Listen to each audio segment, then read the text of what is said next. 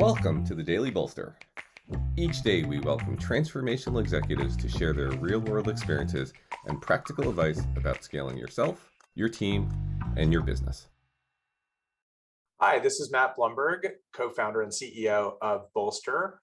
Welcome to the Daily Bolster. Today my guest is Ning Zhang. Ning is the CEO of Flatfee, and she is a longtime international M&A lawyer. Ning, welcome to the Daily Bolster. Thank you for having me, Matt. It's a great pleasure to be here to talk to everybody. Flatfee Corp, we are a compliance kind of a one-stop shop. It's a marketplace. What we are trying to do is to help small and mid-sized companies when they expand globally.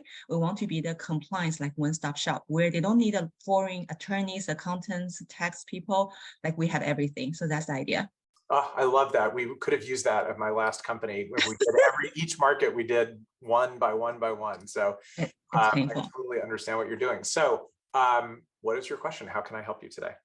Yes, as a startup founder, I'm pretty sure many listeners share my anxiety on a daily basis. It's like such a great idea. How come nobody ever thought about that?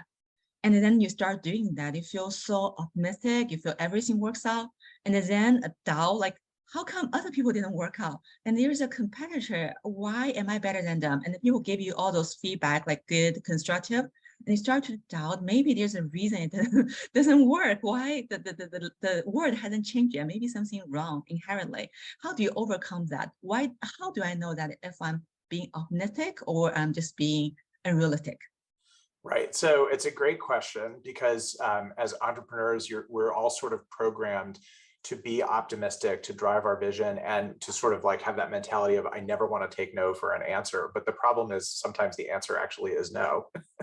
I've always found a few pieces to this answer. The first one, the obvious one, is you have to listen, but you have to kind of balance out how much you listen with how much you lead when you're having conversations with customers and potential customers, because you do want to listen. You want to listen to their pain points. You want to listen to the reaction to your solution. But frequently customers aren't going to be creative enough themselves to come up with the next new idea. So it's getting that balance right of listening and leading. I think that's not as important as the second thing, though, which is I would just say is follow the money.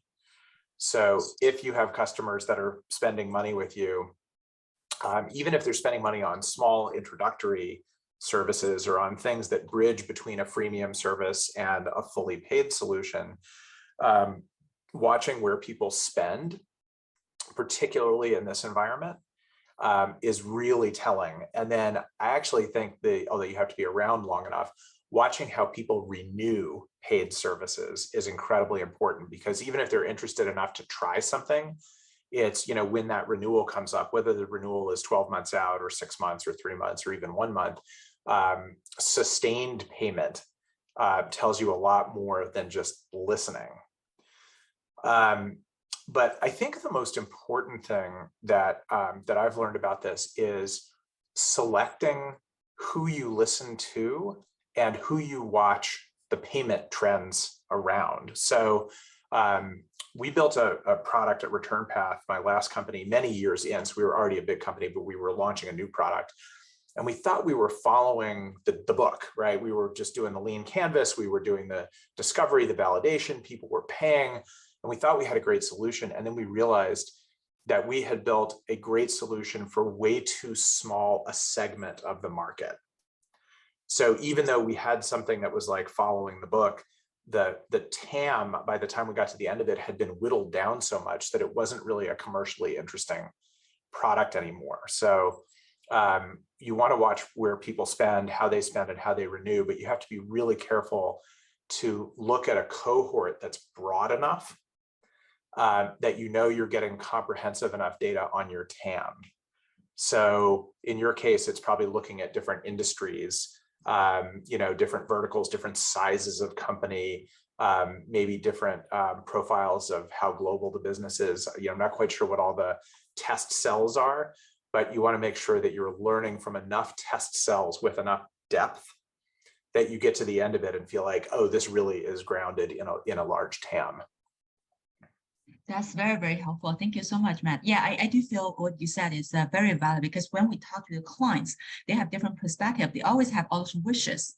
And it's hard for a startup to really cater to everybody's wishes. So sometimes you feel really down, not knowing whether you are going to the right direction. But it's totally right that have to find a commonality among a large enough group of people and see if we're addressing their problems. That certainly helps as a great insight. Thank you. All right.